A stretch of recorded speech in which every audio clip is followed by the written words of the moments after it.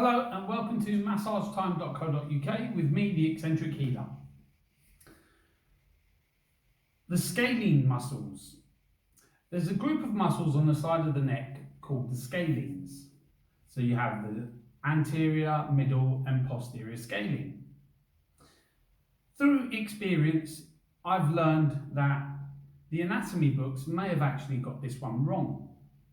So we're talking about the posterior scalene muscle. If you look through anatomy books, they say that the posterior scalene muscle elevates the second rib, side bends the neck to the left, to the same side, etc. But through the years that I've been treating people, I've actually found that this muscle does a completely different thing to what it says in the anatomy books. Now you only have to look at the articulations of the second rib, the attachment point of the posterior scalene, to see that actually these functions don't really look like they're going to be as described in the anatomy books. This muscle is really important. So when I have people who come to see me with pain in the back of the shoulder, headaches, neck pain, and very horrible posture with the neck and the back, say the spinster's hump, where you get this flexion. So the neck actually is in this position, okay? So very horrible position, okay? And you get this hump in the back.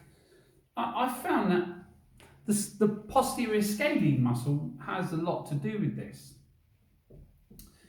Now, a lot of therapists out there have done the anatomy, physiology, the attachment points of the posterior scalene muscle. And when I began treating full time, I used to treat this muscle in the way the anatomy books would have it described, and for conditions of neck pain and doing lots of side bend stretching and things like that. And people never ever got better. No matter how much I worked into this muscle, tried to get them side bending, it just never got rid of the symptoms. They'd come back week in, week out. But something happened and I saw a connection, a link between the thorax, the posterior scalene and the neck. And as soon as I started to address this, it was initially an experimental approach to how this works. And as soon as I began to address it in that correct way, I found that I was getting much more joy out of treating people and much better results with getting rid of headaches, postural tension, shoulder and neck pain, headaches. All these things were starting to disappear from people's symptom patterns. The latest one that I've had is tinnitus. I have a client who at the moment we're probably down to about 20% of the tinnitus symptoms in the ears. And a lot of this has been down to that posterior scalene creating a little tension and a posture within the upper back and the neck that has resulted in eventually this person developing a tinnitus in one ear. There's obviously a lot more to treating tinnitus, but that is the approach that I've found. I've had to get into these posterior scalene muscles. I've had to adjust the posture to address these posterior scalene muscles in order to alter the posture to change how the head and neck are functioning together. And this has been the cause of the tinnitus in this particular client. Some people could have tension in the scalenes and it could result in headaches. Some people have tension in the posterior scalene and it could result in neck pain. Who knows? Each patient tends to suffer a different symptom with the same muscles or the same postural changes.